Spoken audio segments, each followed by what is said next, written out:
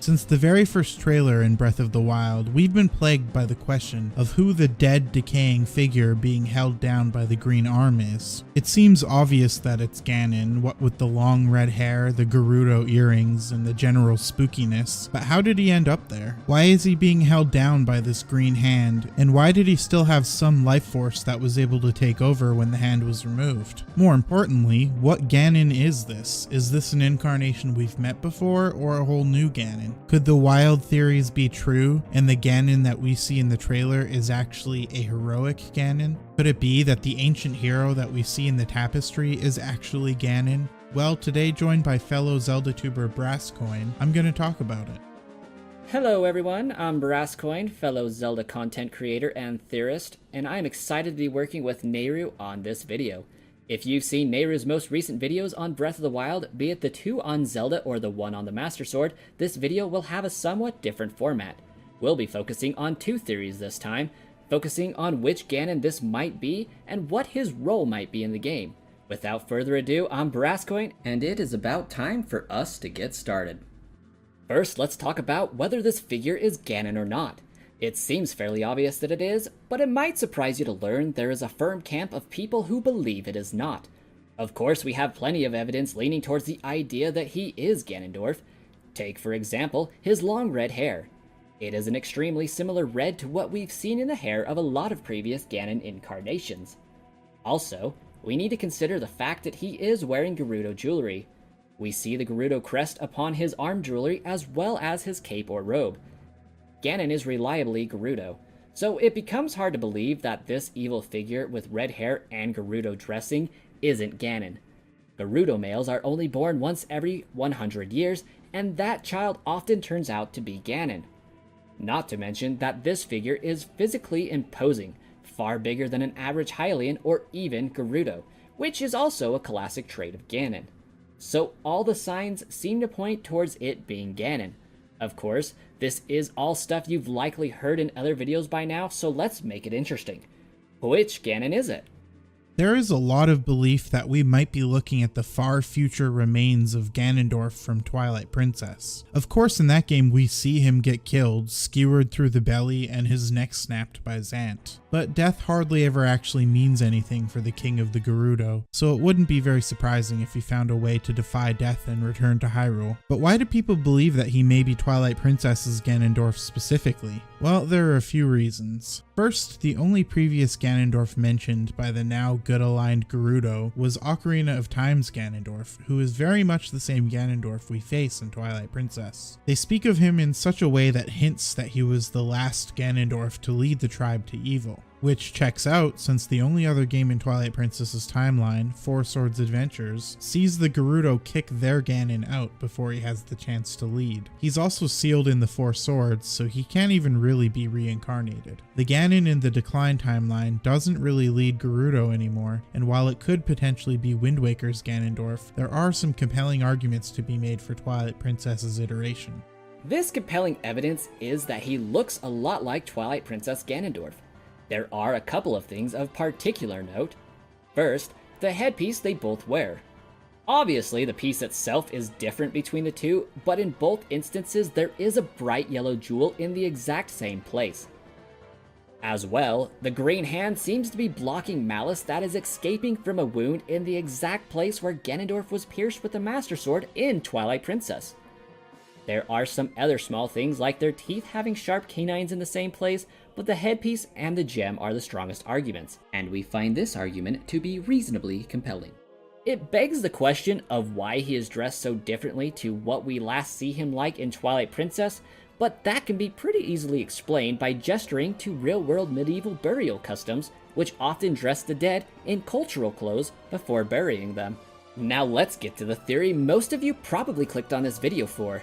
That is, of course, the wild idea that this isn't Link we are seeing in the second trailer, rather, it is Ganondorf. This theory argues that we will be playing as a Ganondorf in the past before he fell to evil in some way, shape, or form. Now look, we think this theory is pretty silly, and we'll certainly get to debunking it very thoroughly. But first, I think it is good for us to explore the reasons why people believe that this might be the case. The first reason seems to be the fact that we don't see the face of the figure we assume is Link in the trailer whenever he's wearing a new outfit. We see his face a few times while he's in the champion's garb, but whenever he's in the toga-like outfit, his face is kept suspiciously off camera. Could this be because they're hiding the fact that the face isn't Link's, but rather has more Gerudo-like features? If it is Ganondorf we're playing as, it would make sense to tease that out for a bit and maybe have it as a further reveal for the next trailer. Secondly, the outfit itself looks pretty similar to what Ganondorf is wearing in the trailer, missing a sleeve in the same place and having a similar shade of green on the other sleeve. The article Ganondorf is wearing is likely extremely old, and so it would make sense for it to look very decayed and far less vibrant than what the figure in the second trailer is shown to be wearing. There is also the fact that the tapestry that shows the ancient hero shows him with red flowing hair, which this Ganondorf also seems to have. This could suggest that the hero shown in the tapestry was not Link, as Link has blonde hair that isn't nearly as long. This is backed up by the fact that the tapestry also shows a green cloth over the shoulder in what seems to be the exact same location as we see with the figure in the trailer and Ganon's body. All this is to argue that the figure we see in the trailer is actually an ancient Ganondorf. Okay, we feel we've done our best to take the arguments at face value and give an honest attempt to steelman the points. If you feel we've misinterpreted or missed anything, please do let us know. But we think this is a very generous recap of what the theory suggests. Now we are going to give what we believe to be a pretty thorough argument as to why this is not the case. We will take it point by point and then give some extra arguments as to why this most certainly is not Ganondorf that we see in the second trailer. So let's talk about the first point we mentioned, the fact that we don't see Link's face during the trailer while he's wearing the new outfit. This is absolutely meaningless. There are 1,000,001 reasons why this could be the case. Maybe improvements to his face model aren't done yet, or maybe he has a glowing eye on the same side of his body as the green hand and they want to keep that a secret, or maybe there's no reason for it at all. The official trailer for the first Breath of the Wild only gave us a single clear shot of Link's face for about half a second, and another quick but blurry shot of him while he was cooking. 90% of the trailer was behind his back with his face just obscured out of view, because guess what? That's how gameplay trailers for third-person games tend to be. It doesn't really mean there's something special about his face, it just means that most of the gameplay they chose to show was from the point of view of how you're likely to actually see when you're playing the game. Next is the outfit. This is the hardest point to refute, because it is pretty similar. The outfit does look close to Ganon's, but again, that doesn't really mean anything. Maybe the outfit was just fairly commonplace back then, something that most people of importance wore, similar to the role the real-world toga served. Not to mention there are very obvious differences between the two. Link's outfit seems to cover a good portion of his chest and back, whereas Ganondorf's barely covers his one arm. Not to mention that Link seems to have a substantial white component to the outfit as well, whereas the only white on Ganondorf's is a sash around his waist, which is not present on Link as he instead has a brown belt. So I don't find this argument to be terribly compelling. They seem to be two different outfits with very similar styles, maybe made by the same people, but not the exact same. Next up is the red hair and green arm in the tapestry. This is the kind of evidence that seems to be really strong when you're just looking at it, but falls apart pretty quickly under any sort of intense scrutiny. Yes, it is true that the hair is red, but you want to know what else is red? The skin. In the tapestry, his face and legs are the exact same color as his hair. So if we're assuming that his hair is accurately colored in the tapestry, are we also to believe that the skin is accurately colored? It would be believable if we were just trying to argue that the figure in the tapestry was Ganondorf.